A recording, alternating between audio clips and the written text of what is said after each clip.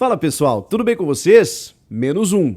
Eduardo Cudê é o novo técnico do Atlético Mineiro e o mistério, o enigma para decifrar o novo técnico do Corinthians. Essa história tá muito estranha e a gente precisa falar sobre isso. Chega mais, eu sou o Chico Garcia, inscreva-se no canal, hein? E vamos juntos.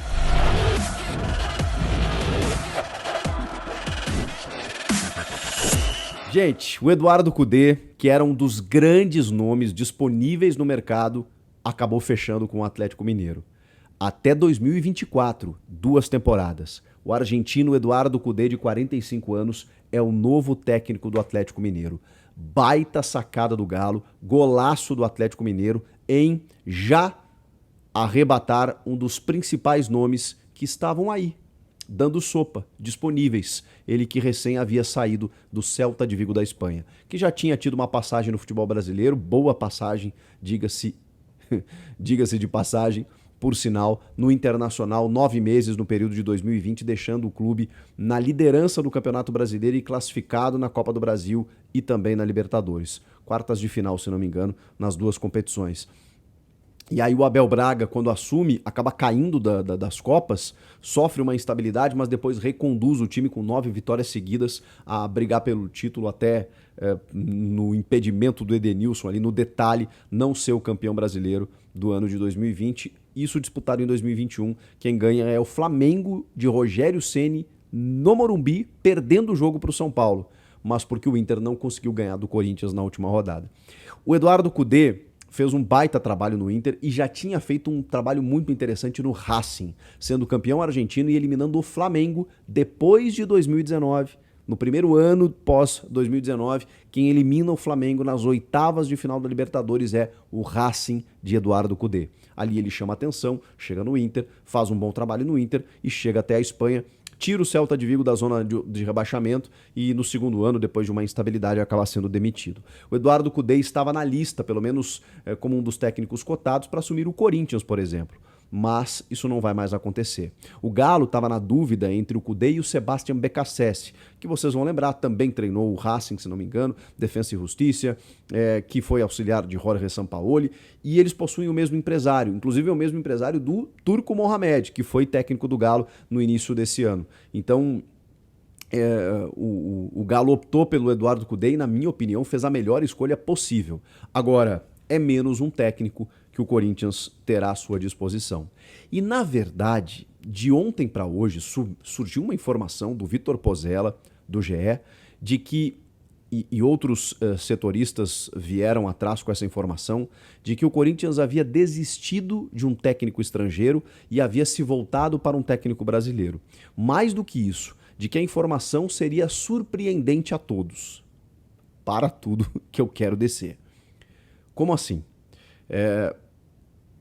Uma das poucas coisas que restaram ao fim da temporada é de que o Duílio Monteiro Alves havia se impressionado com o trabalho da comissão técnica portuguesa do Vitor Pereira e de que decidiria manter esse jeito, esse método, esse processo moderno do dia a dia, de acompanhamento, de um treinamento moderno, de observação de atletas, rejuvenescimento de elenco, de que o trabalho impressionou demais o Duílio Monteiro Alves a ponto dele pensar o seguinte: olha, o que eu quero é daqui para cima, eu não vou retroceder.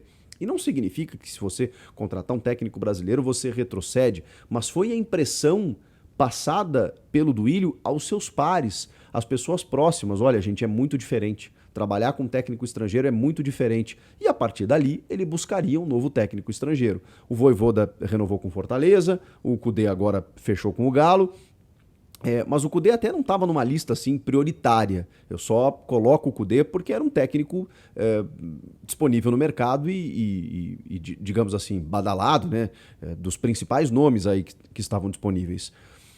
E aí se falou no Andrés Vilas-Boas, por exemplo. No André Vilas-Boas, a informação do Samir Carvalho, que o Corinthians chegou a consultá-lo. A última informação é que ele não quer trabalhar agora. Ex-técnico do Porto, do Chelsea, baita treinador, que tinha Vitor Pereira como seu auxiliar no Porto, inclusive.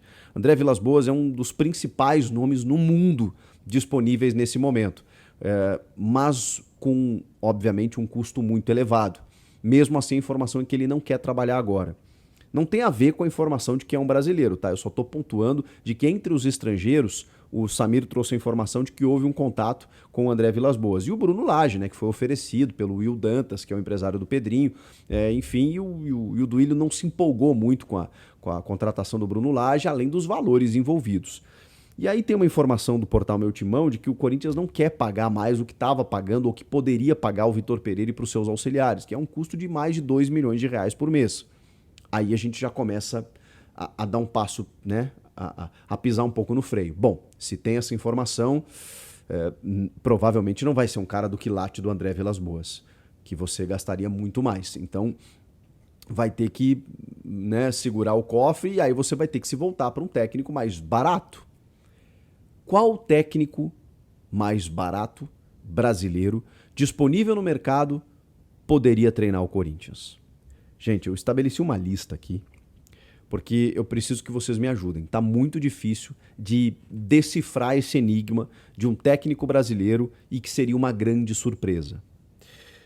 O Thiago Salazar, que acompanha muito o Corinthians pela Gazeta Esportiva, está no Catar, inclusive, e, segundo ele, o Fernando Lázaro, que foi um nome muito ventilado nos últimos dias, você sabe, né, analista de desempenho no Corinthians, chegou a treinar alguns jogos e foi muito elogiado, inclusive não perdeu, né, os jogos que ele comandou no Paulista, ali naquele processo transitório do Silvinho para o Vitor Pereira. Tem o carinho muito grande da Fiel, filho do Zé Maria, né, do lendário Zé Maria. Mesmo assim, o Fernando Lázaro ainda é um analista de desempenho, né? Ele não é necessariamente treinador. E apesar de ter esse carinho da Fiel, ele está com a seleção brasileira e está analisando os adversários do Brasil. O Salazar identificou, por exemplo, que ele não estava nas fotos da delegação e achou estranho.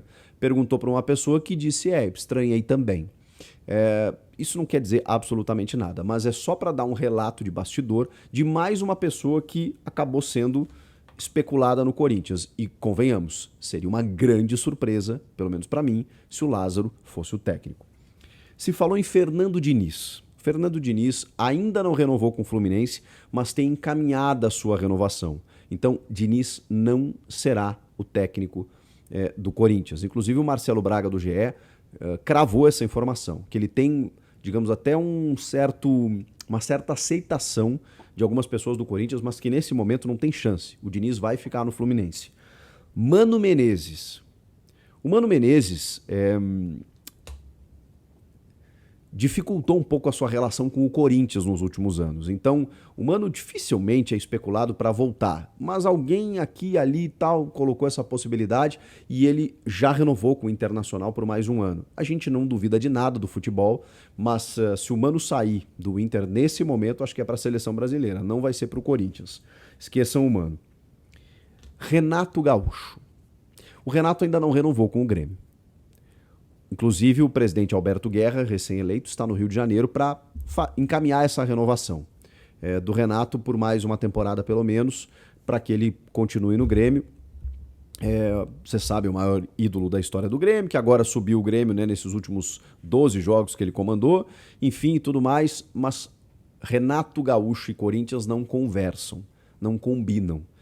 Ele já recusou o Corinthians uma vez e isso pegou muito mal. E vocês vão lembrar, quando o Corinthians tentou o Diego Aguirre, tentou o Renato Gaúcho e acabou contratando o Silvinho.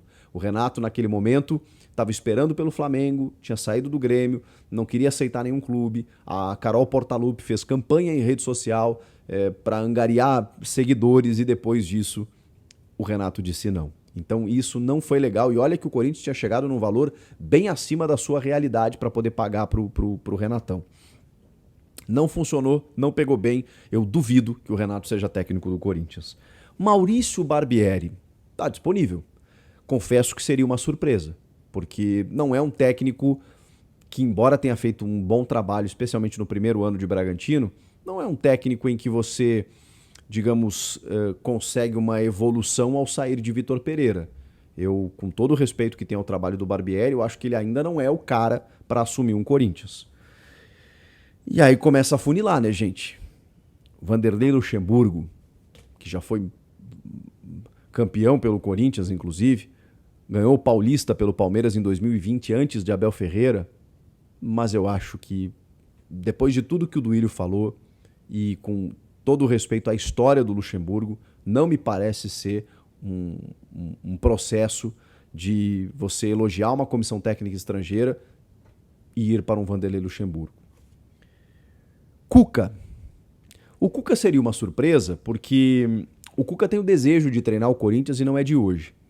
Mas ele saiu do Atlético Mineiro muito em baixa, né?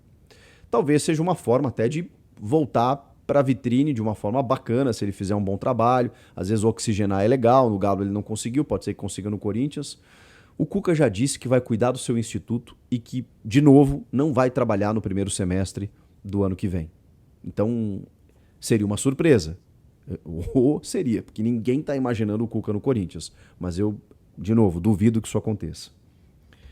Tem um nome aqui, que é o Arthur Elias, técnico do feminino do Corinthians. Multicampeão, talvez o maior profissional do futebol feminino no Brasil, pelo menos nos últimos anos. O Arthur Elias é incrível, o que ele fez no feminino do Corinthians é fantástico. Mas vamos lá. Surpresa, isso seria, com certeza. Não é de hoje que o Arthur tem dito que quer migrar para o futebol masculino. O futebol feminino do Corinthians sabe que vai perdê-lo em algum momento para o futebol masculino. Pela valorização, enfim, porque a questão financeira ainda é muito diferente nas duas modalidades. Mas vocês não acham que seria muito arriscado o Arthur Elias sair do feminino, onde ele ganha tudo, para assumir o masculino do Corinthians, onde a pressão é muito grande e será para que ele mantenha o mesmo status que ele tem no feminino? Eu acho bem arriscado esse caminho, esse movimento. Mas eu já vi muito torcedor pedir o Arthur Elias, ele é um baita profissional, acho que teria condição de fazer um bom trabalho, só realmente tem essa dúvida, porque se ele não conseguir ter sucesso no masculino, vai ficar uma frustração muito grande, porque todo mundo vai esperar que ele tenha o mesmo sucesso que ele obteve no feminino. E o time feminino do Corinthians é muito bom, mas muito bom, em relação à modalidade, em relação à competitividade que o Corinthians tem no futebol feminino. Então, não sei, mas seria um nome e seria uma surpresa.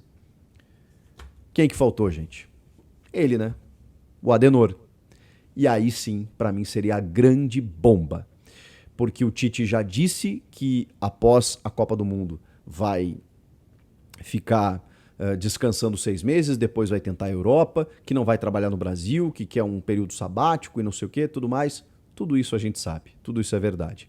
Agora, se o Duílio conseguiu falar com o Tite, nesse período aí mesmo pré-Copa, mas ele está envolvido na Copa do Mundo, isso se resolve com um telefonema, gente, ou uma troca de mensagens, pela relação que os dois têm, que o Corinthians tem com o Tite, que o Tite tem com o Corinthians. E aí?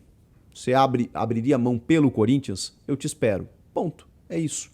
Se o Tite disser, não, gente, ó, não vai dar mesmo, beleza. Agora, se o Tite sinalizou de alguma forma positivamente, aí, meus amigos, já pensou se o Corinthians consegue, inclusive, anunciar, ó, gente, depois da Copa do Mundo, o Tite, independentemente do resultado, desembarca aqui no Corinthians em janeiro, né, para poder já organizar, né, essa pré-temporada. E dia 15 de janeiro já tem jogo, né? Já tem calendário, a parada já começa. Eu acho muito difícil que, pelo desgaste do Tite, ele emendar um fim de Copa do Mundo com um começo de calendário brasileiro, meu Deus, é insano. Mas seria uma surpresa. Seria um brasileiro e seria um grande nome. E, na verdade, de todos esses que eu citei, seria o único, né? Que seria quase uma unanimidade entre a torcida. Os demais, eu não consigo enxergar dessa forma. Me ajudem. Vocês acham que um desses teria condições de fazer um bom trabalho no Corinthians? Se encaixam? Um desses se encaixa nessas características que eu citei? Contando o contexto de que o Duílio queria, ou pelo menos elogiava, uma comissão estrangeira e de que queria um técnico moderno, um técnico com processos, com métodos. Complicou, hein? Comentem aqui, inscreva-se no canal e a qualquer novidade eu volto aqui. Até a próxima. Tchau!